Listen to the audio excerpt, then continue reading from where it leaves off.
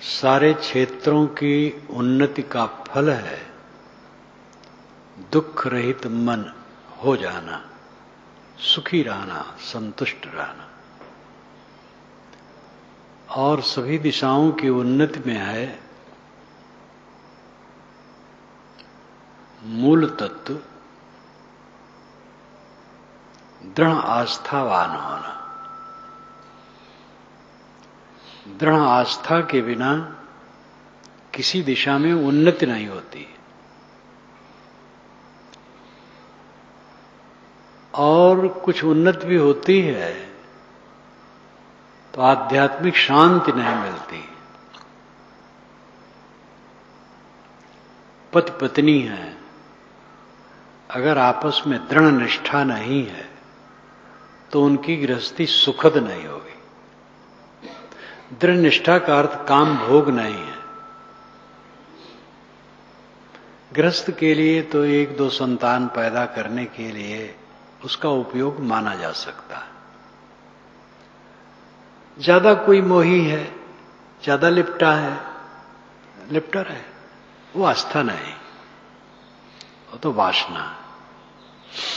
आस्था का मतलब है पत्नी के प्रति पति का और पति के प्रति पत्नी का समर्पण भाव, दोनों के सहयोगी हो,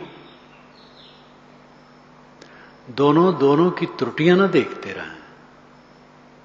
अगर दोनों की त्रुटियां देखते रहेंगे तो कभी भी समर्पित नहीं हो सकते।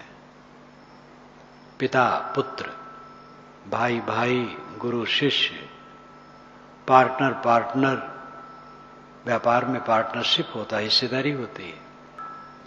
अगर एक दूसरे का दोष देखते रहते हैं तो अस्थायी निष्ठा नहीं होगी। अस्थायी निष्ठा न होने से फिर उन्नति नहीं होगी। उन्नति नहीं होगी तब क्या होगा? ऐसे गृहस्थों का भी परिवार मैंने देखा है, चटपुट तो हो जाता है। कभी सास ने कुछ कह दिया, कभी बहू ने कुछ कह दिया। जो बहुत तेज तर्रार है वो कट भी कह देता है, लेकिन एक दूसरे की बुराई नहीं करते हैं। ऐसे परिवार में देखा कि बातें कुछ हो जाती हैं लेकिन वो पेश करते हैं अच्छे ढंग से। हमारे घर में कोई आपस में तकरार नहीं, सब बड़े सहयोगी हैं। ये सुसंस्कार मैंने देखा।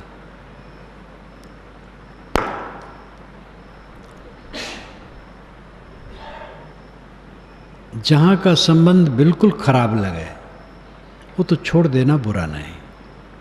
कहीं का भी पति पत्नी में बहुत खराब हो जाए, इसीलिए भारतवर्ष में तलाक का प्रबंध रखा गया जब भारत आजाद हुआ। तलाक अच्छी चीज नहीं है, लेकिन ऐसा विकल्प रखा गया।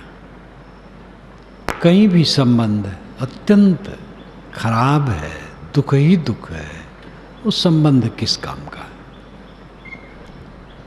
लेकिन बाकी संबंध तो असूया भाव रहित, दोष दृष्टि भाव रहित रहने से तो मीठा निपटेगा।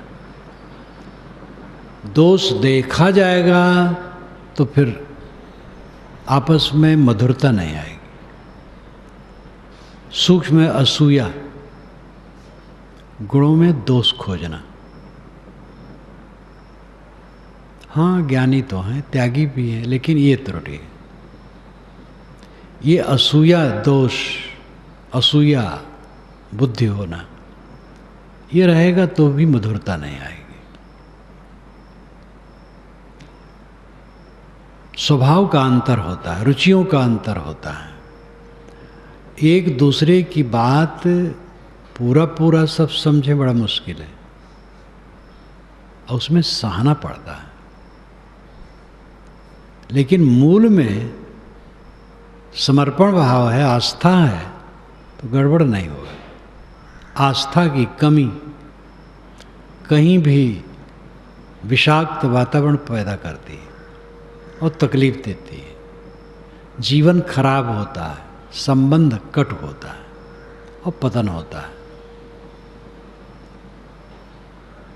रेशम की टाई एक नाटक डॉक्टर राम कुमार वर्मा का मैंने पढ़ा है, बहुत बढ़िया, बहुत बढ़िया।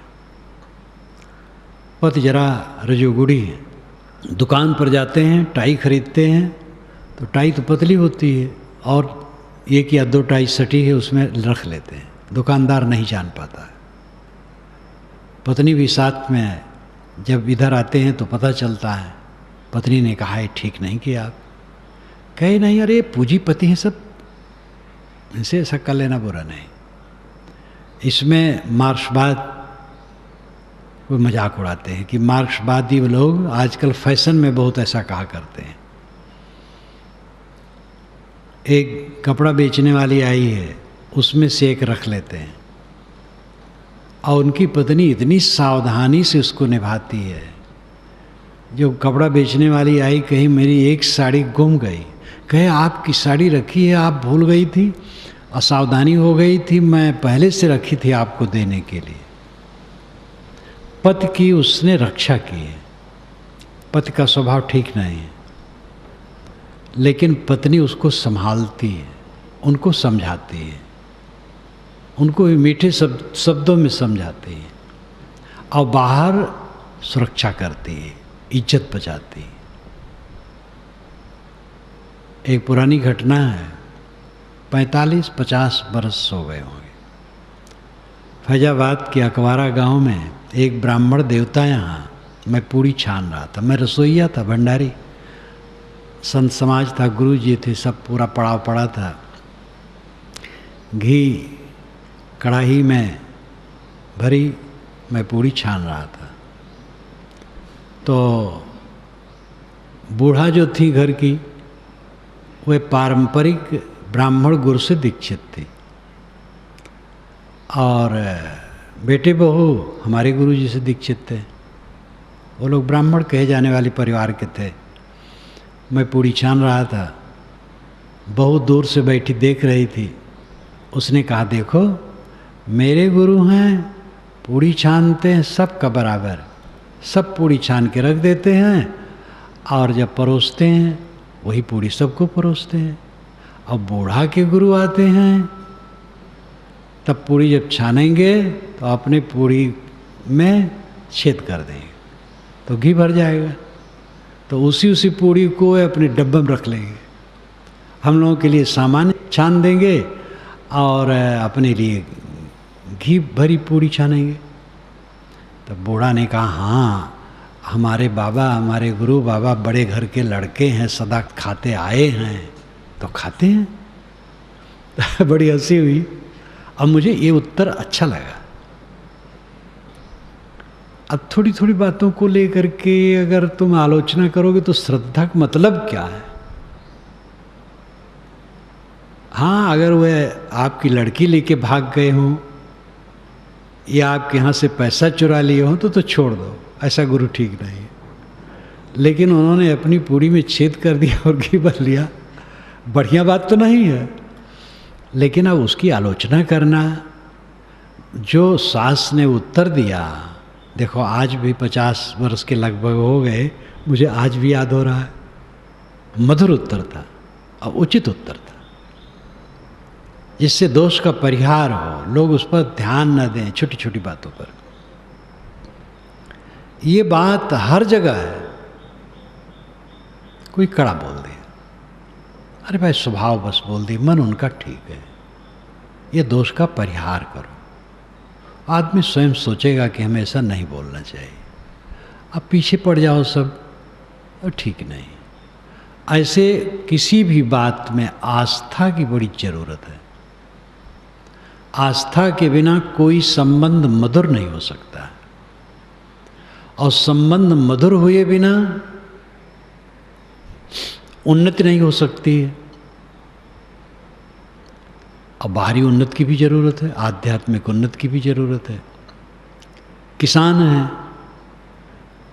आपस में आस्था नहीं है, भाई भाई में, पिता पुत्र में। तो खेत में कौन गया कौन नहीं गया, हल वाहक हल लेके गया, आज तक तो ट्रैक्टर है, जो भी हो, जो पूछे हरवाहा कहाँ, बीज बूढ़ गए तिनके तहाँ। जो घर का मालिक पूछता है हलवाहक कहाँ है, तो घाक कब कहते हैं उनका बीज मानो हाथ डूब गया। स्वयं हलवाहक के साथ जाए, स्वयं भी हलवाहन करे। प्रेम ही आपस में नहीं है, संगठन ही नहीं है, तो काम कैसे होगा? इसलिए अवास्था के बिना यह संभव नहीं है।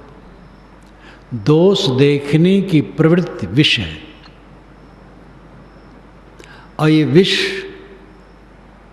परिवार काया को, समाज काया को, राष्ट्र काया को, संस्था काया को, कंपनी काया को, किसी काया को नष्ट कर दी। दोष देखने की प्रवृत्ति बढ़ेगी, परिवार खराब हो जाएगा। एक दूसरे के दोष देखने, महाराज कृष्ण के परिवार में क्या हुआ था, कलह क्यों बढ़ा था? एक दूसरे के दोष देखने में लग गए थे, और देखते देखते जो दशा हुई, पूरे परिवार का विनाश हुआ। कौरव पांडवों में यही हुआ। जहाँ कहीं भी परिवार हो, समाज हो, संस्था हो, पार्टी हो, कंपनी हो, दो व्यक्तियों का संबंध हो, आस्था घटी और नैतिकता घटी, विशृंखलता आई और पतन हुआ। अत्यंत धैर्यशीलम, तथागत बुद्ध ने कहा है, व्यक्तित्व उसका सही होता है जो अत्यंत धैर्यवान और निष्ठावान होते हैं, ऊंच नीच स्थितियों में जो विचलित नहीं होता है, विचलन जिसमें कभी भी नहीं होती, दृढ़ धरातल पर स्थिर, एक रस व्यवहार। अस्थायित्व की बड़ी जरूरत है। मैं सन 1957 में काशी गया प्रकाशन शुरुआत करने, और सन 1975 से वहाँ से विदा ली। प्रेस मालिक मर गए थे। उसके बीच में दूसरे प्रेस में मैं कभी कदम नहीं रखा, एक प्रेस में जुड़ा, वहीं से काम करवाया।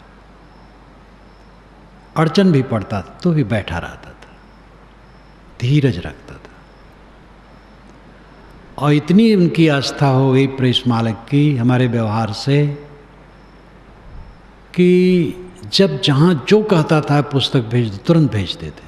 स्वयं प्रयाग कुंभ मेले में आ गए, छाछठ में, ठंडी में, कड़ी ठंडी में, इतने सुकुमार हुए थे, लेकिन पचलहरा के समय आ गए। हम कहे आप क्यों आए, कहीं इसमें क्या कठिनता है? इतने समर्पित जैसे हो गए कि क्या कहा जाए। कितने घरों में नौकर पीढ़ी दर पीढ़ी रहते हैं, पिता रहा, पुत्र रहा, नाती है। अस्थायित्व व्यक्तित्व की पहचान है। क्षणे रुष्टे, क्षणे तुष्टे, रुष्टे तुष्टे, क्षणे क्षणे। क्या व्यक्तित्व होगा? कट जाएगा व्यक्तित्व उसका, कमजोर हो जाएगा,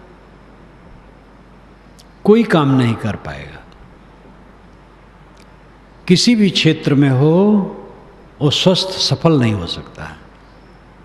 पार्टियों में है, टिकट नहीं मिला, अपनी पार्टी छोड़ दे, दूसरी पार्टी में शामिल हो गए। दूसरी पार्टी वाला भाई तुरंत कैसे टिकट दे दे, वही मारा मारी है टिकट के लिए, लेकिन वो फुसलाता है, कोई बात नहीं, अब की बार हम आ जाने वाले हैं, अब आपको ऐसा पद दे देंगे कि जो मंत्री की तरह।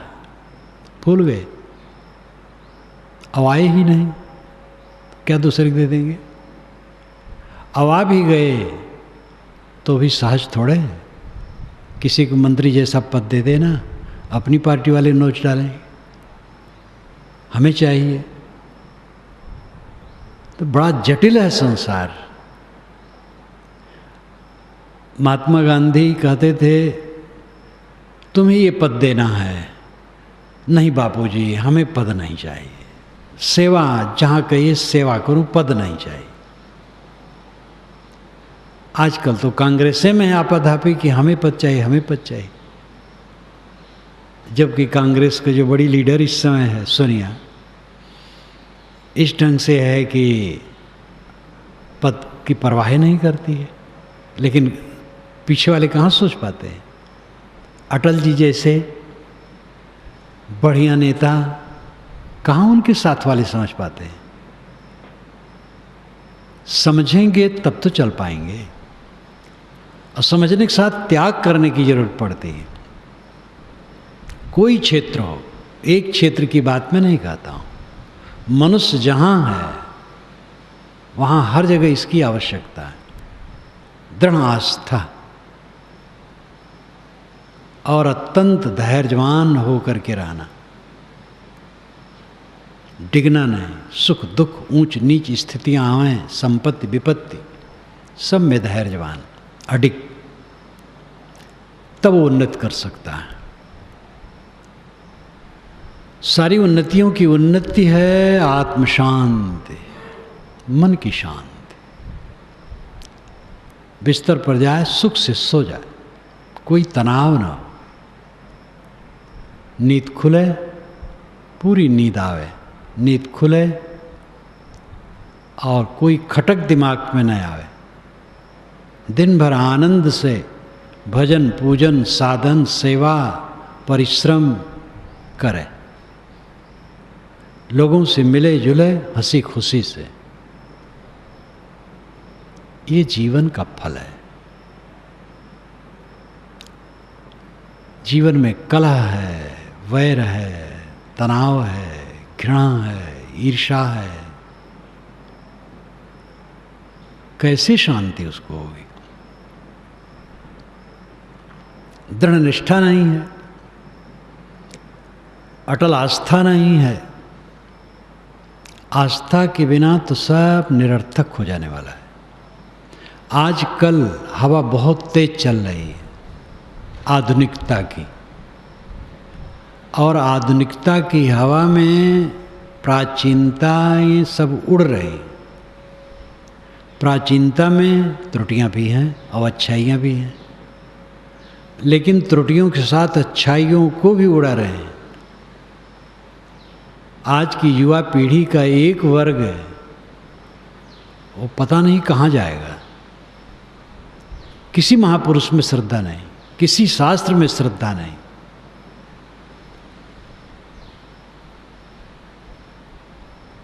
सबका केवल खंडन, सबका तिरस्कार। आस्था के बिना जीवन नष्ट हो जाएगा। पूर्वजों ने हमें जो बल दिया है, शक्ति दी है, उसी के आधार पर हम आगे बढ़ सकते हैं। उसमें जो त्रुटियां हों उसको शोधना चाहिए, दूर कर देना चाहिए। हमारे पूर्वजों ने कहाँ तक पहुंचा दिया है, जहाँ तक पहुंचा दिया है उनका उपकार है। त्रुटियां कहीं कहीं हैं, शोध लें। परंपरा ही उच्छिन्न करके हम जी पाएंगे। बीज को नष्ट कर दें तो अंकुर होगा। बीज खेत में पड़ेगा, अंकुर हो जाएगा तो बीज अपने आप गल जाएगा। वस्तुतः निस्सार रहा वो गल गया, सार ऊपर आ गया, शुद्ध रूप। प्रतिषेध का प्रतिषेध है, बीज का प्रतिषेध अंकुर उदय, और पौधा हुआ अंकुर का प्रतिषेध हो गया, पेड़ हुआ पौधा का प्रतिषेध हो गया, फल फूल आए पेड़ का प्रतिषेध हो गया, पुत्र हुआ पिता का प्रतिषेध हो गया। पिता को मार करके नहीं, पुत्र आगे बढ़ गया। किसके बल पर बढ़ गया? पिता के बल पर। पिता बूढ़ा हो गया, तो मार डालने लायक है वो। उसी के बल पर तो पुत्र बढ़ा है। ऐसे लोगों को मैंने देखा है जिन्होंने अपने पुत्रों को पेशाब करते समय अपने हाथ से उनका पेशाब इंद्रिय धोया है, सिखाया है कि लक्षणका जाओ तो पानी से धो डालो। हर बात में इतनी सेवा, इतनी सेवा। पुत्र उनसे बोलता नहीं है, आज वैर करता है। वे श्रीमान जी नहीं समझ पाते हैं कि हमारे पुत्र आगे यही सब करेंगे। आप अपने पूर्वजों पर निष्ठा और श्रद्धा नहीं रखोगे, आपके लिए फिर क्या होगा?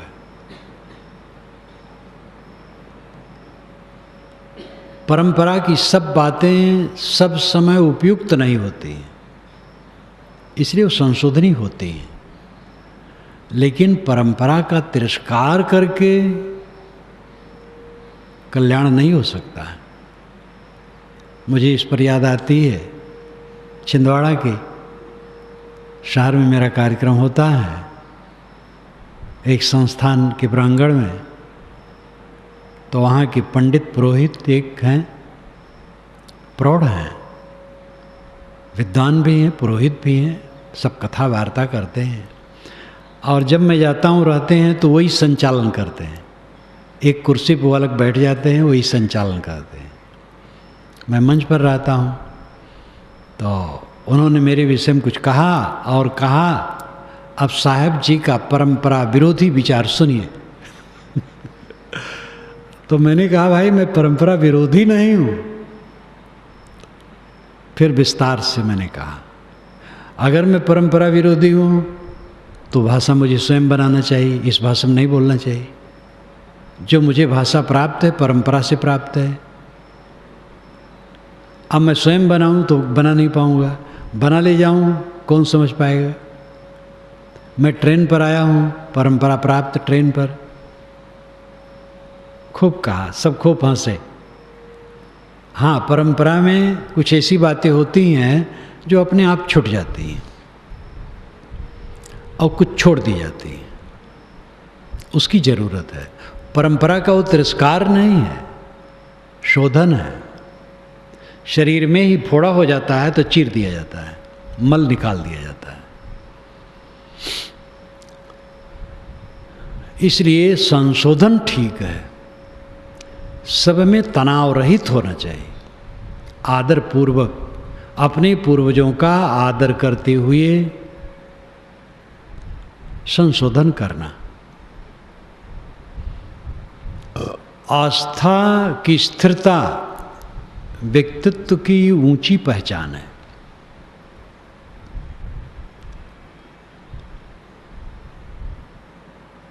यह जिसमें होती है स्थिर आस्था, दृढ़ आस्था, वे अपने जीवन में विकास करते हैं।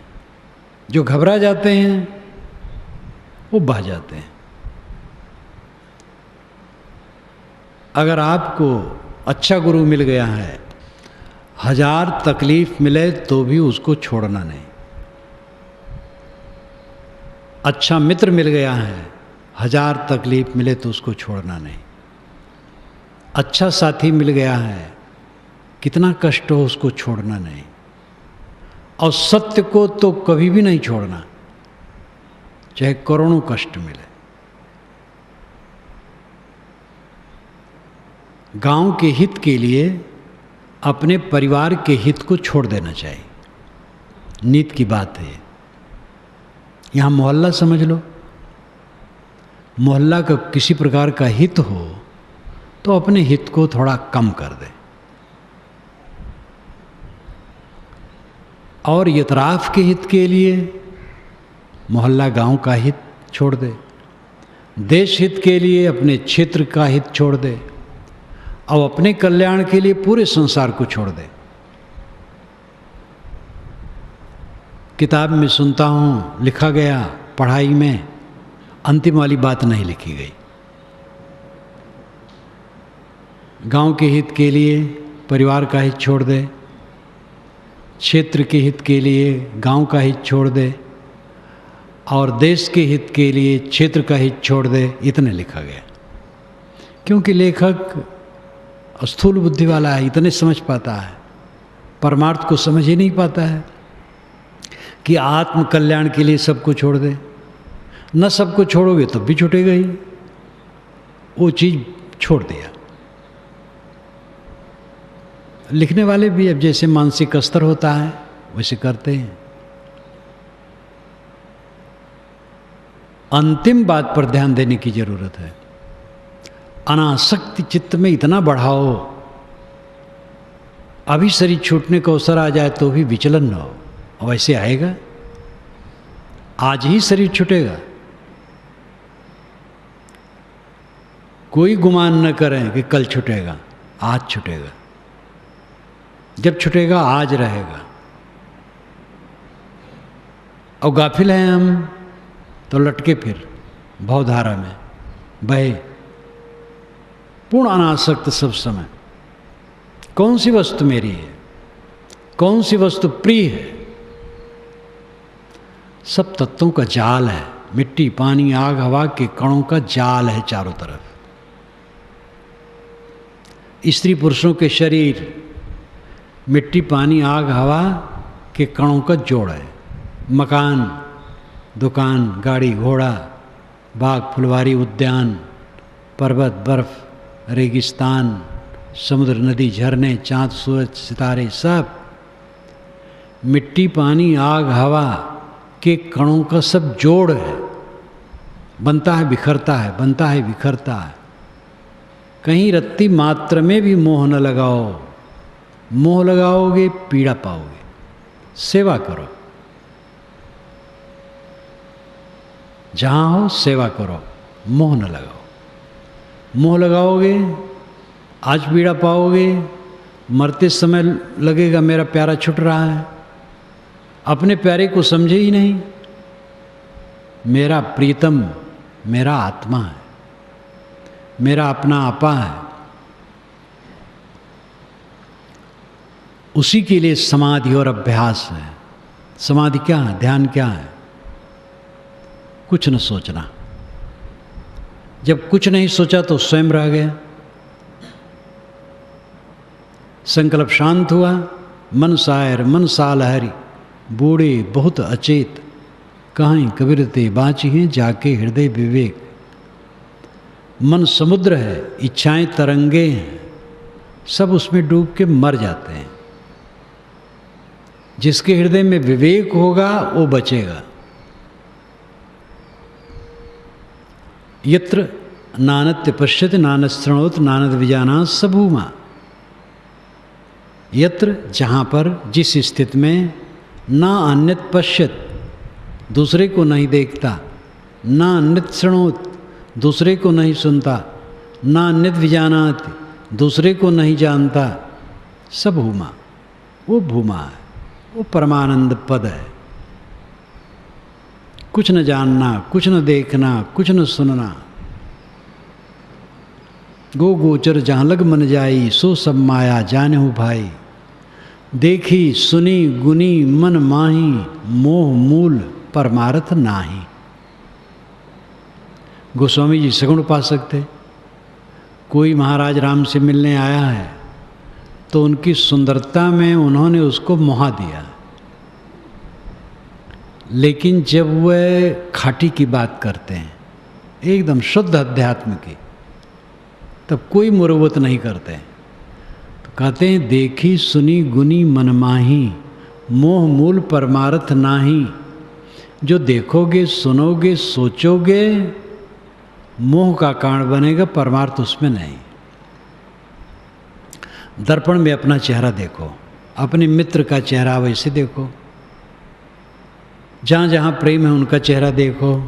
क्या वो चेहरा आपके पास है? चेहरा ही पर विचार करो, वो चाम है। और विचार से चाम को छील दो, क्या दशा होगी? कुछ अच्छा लगेगा? और 4 दिन के बाद सब सड़गुल करके पता नहीं कहाँ जाएगा। जिसमें हम आकर्षित होते हैं अत्यंत क्षणिक है।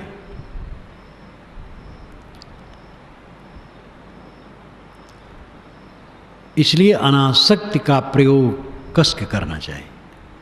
कोई प्रमाद में मत जियो, मौत निकट है, सबके निकट धीरे धीरे आ रही है। धीरे धीरे कहो चाहे जोरे जोरे कहो, दोनों रूप से कह सकते हो। ज्यों कोरी रेजा बुने नीरा आवे छोर, ऐसा लेखा काल का दौर सके तो दौर। साहब कहते जैसे जुलाहा, कोरी हिंदू जुलाहा को कहते थे, जुलाहा मुस्लिम जुलाहा को कहते हैं। जो कोरी रेजा बिने है, जैसे जुलाहा थान बुनता है तो भरनी का एक एक सूत दोनों तरफ से डालते डालते सूत कितना पतला होता है, लेकिन डालते डालते बराबर थान पूरा हो जाता है। ऐसे लेखा काल का लेखा ऐसे है, क्षण क्षण क्षण बीतते बीतते एकदम तट पर पहुंच जाएंगे मौत के। इसलिए दौड़ सके तो दौड़ पाओ तो दौड़ो। दौड़ने का मतलब क्या है? निर्मोह हो जाओ, सबसे अनासक्त हो जाओ। जिस संसार को छोड़ना है पहले मन से छोड़ दो। शरीर मेरा साथ नहीं देगा, आसपास में लगे मित्र साथ नहीं देंगे, सेवक साथ नहीं देंगे, धन दौलत मठ मकान साथ नहीं देंगे, कुछ साथ नहीं जाएगा। ये परम सत्यता निरंतर सबके निकट आ रही है। इतना होने पर भी जो ये दृश्य में मोह करता है कितना असावधान है। ये असावधानी सबकी है। इस असावधानी को खूब कस के काटने से कृतार्थ अवस्था आएगी। इसी जीवन में पूर्ण कृतार्थ हो जाना चाहिए। अपने को देखना चाहिए। साधक अपने को देखे। जो साधक अंतर्मुख होगा वो देखेगा, और देखेगा तो उसके अंदर से कुचाल नहीं होगी, उसको तो फुर्सत ही नहीं होगी व्यर्थ बात करना, कटु कहना, किसी के लिए दुर्भावना रखना, कलह करना, राग द्वेष करना, तो संभावना ही नहीं।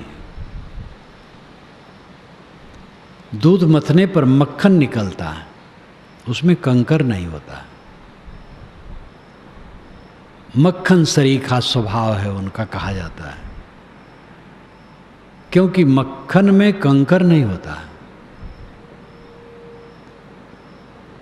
जब आदमी कल्याणार्थी होगा और हकीकत को समझेगा कि हकीकत क्या है, मेरे साथ कुछ भी नहीं है,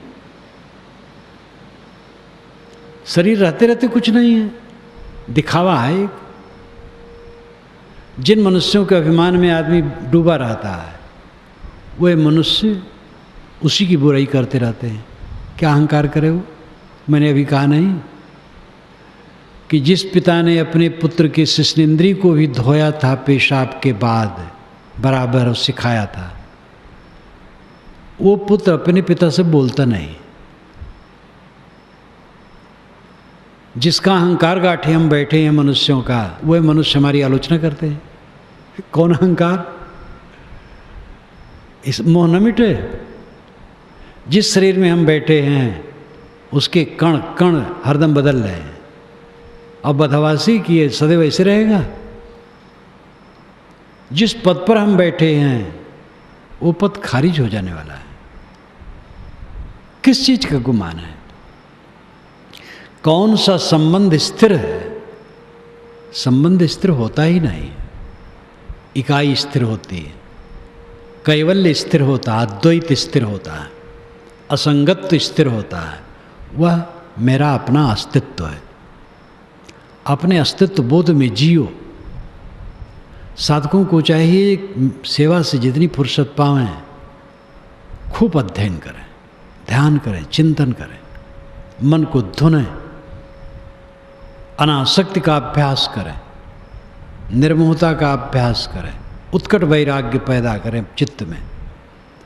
सारे मन के कुसंस्कारों को धुन डालें और इसी जीवन में कैवल्य की प्राप्ति करें, अद्वैत स्थिति की प्राप्ति, असंगत्व की प्राप्ति, साथ समाधि की प्राप्ति। तो मैंने आपसे कहा कि आस्था के बिना जीवन बेकार है। बिना आस्था के परिवार, समाज, राष्ट्र, कंपनी, पार्टी कहीं भी उन्नति नहीं हो सकती। एक दूसरे के प्रति आस्था के शब्द को, कोई गलती हो तो उसका सुधार करके, सुधार के रूप में रखो।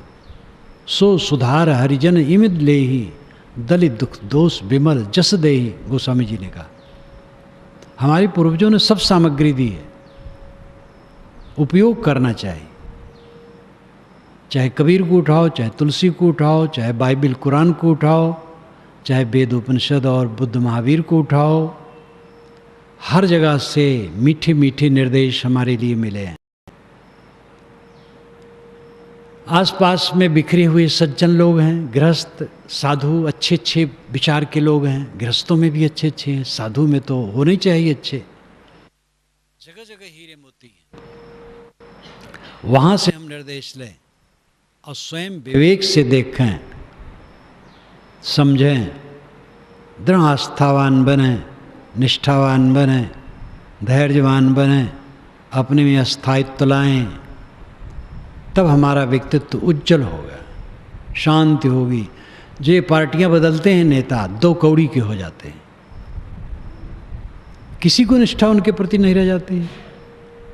इसी प्रकार जहाँ जिसमें है इस प्रकार क्षणिकता, अदलाव बदलाव, वो जीवन से महरूम हो जाते हैं। बाहर की व्यवस्था सुंदर होगी दृढ़ आस्था से, और अंदर में गहरी शांति मिलेगी दृढ़ आस्था से। एक रस जहाँ शुद्ध जगह समझ में आवे, लग जाए और कभी भी उसको न छोड़े। मैंने उदाहरण दिया था, काशी में जब तक काम करवाया सन 1975 से 57 से 75 तक एक जगह काम करवाया। कहीं भी मैं कुछ करवाया उसमें मेरी निष्ठा सदैव एक रस रही, हर काम में एक रस रही। और उसका परिणाम हुआ कि मैं कुछ समाज की सेवा कर सका। और मेरे लिए, अपने लिए जो खास काम है, वह काम मेरा हुआ है और रहेगा। ये मैं अपने अनुभव की बात करता हूँ।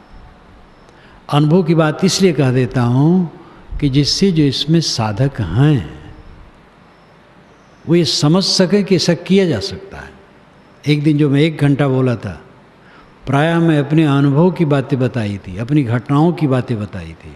तो उसमें कोई आत्म प्रशंसा की इच्छा नहीं थी। बात ये थी कि लोग समझें कि कर सकते हैं हम, केवल कहानी नहीं है, किताब नहीं है, आपका जीवन सबसे बड़ा किताब है। आप कर सकते हो।